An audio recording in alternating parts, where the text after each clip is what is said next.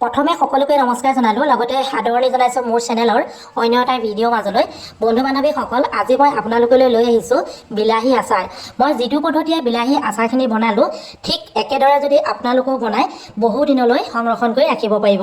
আহকচোন আপোনালোকে প্ৰথমৰ পৰা শেষলৈকে চাওক মইনো কেনেধৰণে বিলাহী আচাৰখিনি বনালোঁ প্ৰথমতে বিলাহীখিনি খুব সুন্দৰকৈ ধুই ল'ব লাগিব যিহেতু বালি ধূলি লাগি থাকিব পাৰে তাৰ পাছতে এনেধৰণে কটন কাপোৰ এখনে সুন্দৰকৈ মুচিও ল'ব লাগিব যিহেতু পানী থাকিলে কোনো আচাৰ বহু দিনলৈ ভাল হৈ নাথাকে সেয়েহে প্ৰথমতে বিলাহীখিনি সুন্দৰকৈ শুকুৱাই ল'ব নতুবা কটন কাপোৰেদি মই যি ধৰণে মুচিছোঁ তেনেধৰণে মুচি ল'ব পাৰে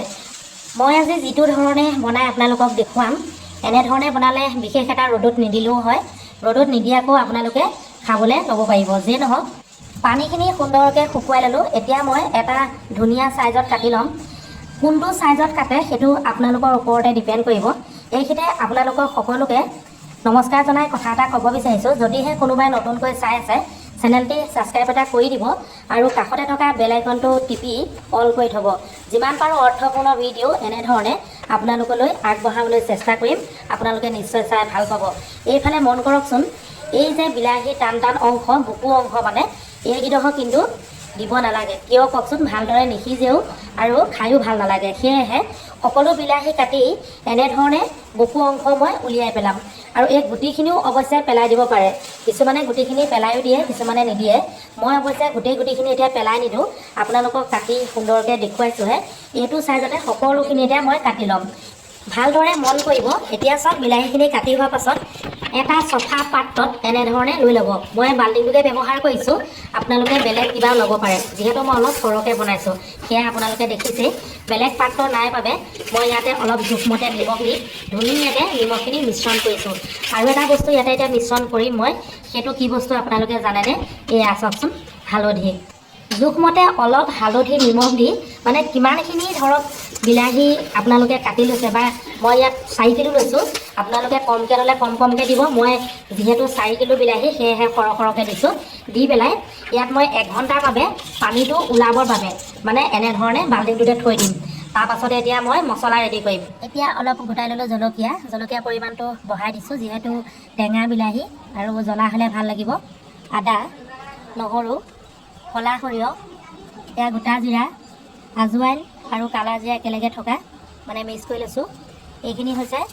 এয়া গোটা ধনিয়া এইফালে চফ এই গোটেইখিনি এতিয়া মই ইয়াতে মিক্স কৰি দিম অকণমান গৰম কৰি লৈ মই পিচি ল'ম এই বাকী সকলোখিনি এতিয়া মই মিক্সি সহায়ত পিচি ল'ম আপোনালোকে খুন্দনা সহায়তো পিচি ল'ব পাৰে নহ'লে মিক্সি সহায়তো পিচি ল'ব পাৰে যেই নহওক সকলো মছলা দুভাগকৈ এতিয়া মই পিচি ল'ম এইখিনি গোটেইখিনি আপোনালোকক দেখুৱালোৱে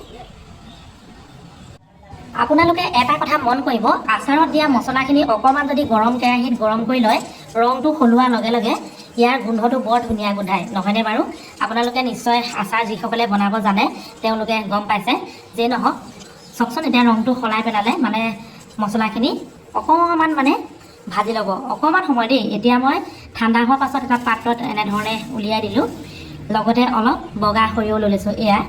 জোখমতে লৈছোঁ যিহেতু 4 কিলো বিলাহী সেয়েহে সকলো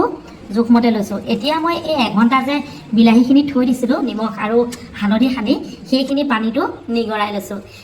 লৈছোঁ মানে পানীখিনি ওলাবলৈ দিছোঁ যিহেতু পানী থাকিলে কোনো আচাৰ ভাল হৈ নাথাকে নিমখ আৰু হালধি সানি দিয়াৰ বাবে যথেষ্টখিনি পানী ওলালে চাওকচোন এয়া গোটেই পানীখিনি মই উলিয়াই পেলালোঁ এটা খৰাহীৰ সহায়ত সেয়া আপোনালোকক সুন্দৰকৈ দেখুৱাই দিছোঁ আনফালে মছলাখিনিও সুন্দৰকৈ মই এতিয়া আধা পিচা কৰি ল'লোঁ মানে একেবাৰে মিহি কৰি লোৱা নাই আধা পিচা কৰি ল'লোঁ এয়া চাওকচোন আপোনালোকক সুন্দৰকৈ দেখুৱাই দিছোঁ এইফালে জলকীয়া আদা নহৰু সেইখিনিও মিক্সি সহায়তে পিচি ল'লোঁ এতিয়া মই এটা কেৰাহীত জোখমতে তেল দিছোঁ ইয়াত মই তেল 1 লিটাৰ দিছোঁ আৰু লগতে দুটামান শুকান জলকীয়া পাঁচফোৰণ আৰু তেজপাত প্ৰথম কামটো হ'ব আমাৰ বিলাহীখিনি এনেধৰণে তেল অলপমান সৰহকৈ দি ভাজিব লাগিব যিহেতু বহু দিনলৈ সংৰক্ষণ কৰি ৰাখিম সেয়েহে তেল অলপ বেছিকৈ দিছোঁ যিকোনো আচাৰতে তেল যদি বেছি হয় তেতিয়া আচাৰখিনিও বৰ সুন্দৰ হৈ থাকে নহয়নে বাৰু আৰু এটা কথা আপোনালোকে মন কৰিব বিলাহী সিজোতে বেছি সময় নলয় সেয়েহে অকণমান সময় এনেধৰণে ভাজি লৈ এটা এটাকৈ বস্তু মই যোগ কৰি যাম নিমখ আৰু হালধি ইতিমধ্যে পানীত ওলাই গ'ল সেয়া আপোনালোকে দেখিলেই যথেষ্টখিনি ওলাই গ'ল ইয়াত অলপ দিলেই হ'ব আৰু মানে অলপটো আছেই সেয়েহে আৰু অলপ যোগ কৰিলেই হ'ব মানে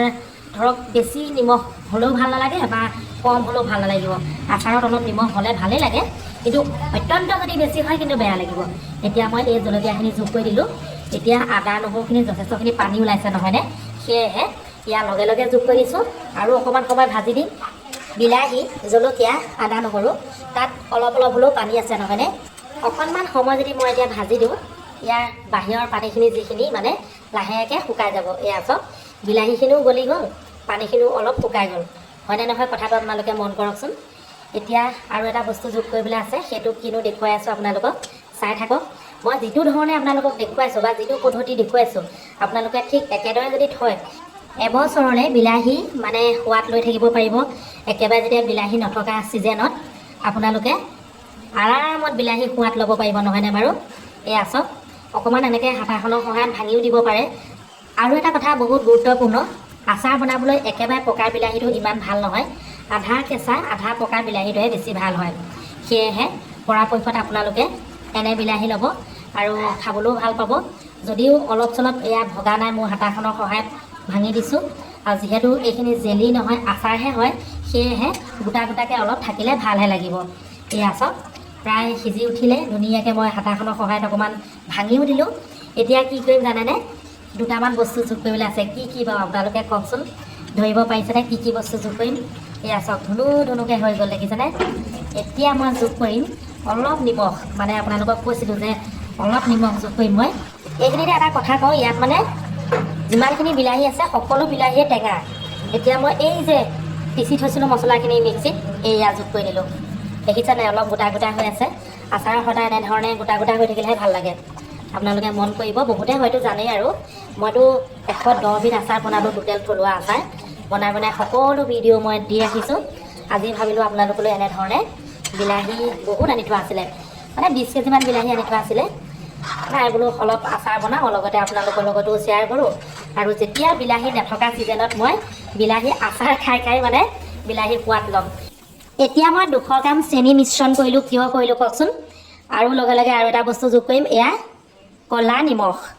2 চামুচ দিছোঁ বেছি নাই দিয়া চেনিখিনি দিয়া অৰ্থ এইটোৱে আচাৰখিনি টেঙা জ্বলা মিঠা বহুত ধুনীয়া হ'ব আৰু বহু দিনলৈ বেয়া নহয় চেনিৰ পৰিৱৰ্তে আপোনালোকে নেমু টেঙা অলপ দিব পাৰে তেতেলী টেঙাও দিব পাৰে নতুবা ভিনেগাৰ অলপ যোগ কৰি দিব পাৰে এয়া চাওক এতিয়া এনেধৰণে মই কেৰাহীটোতে থৈ দিম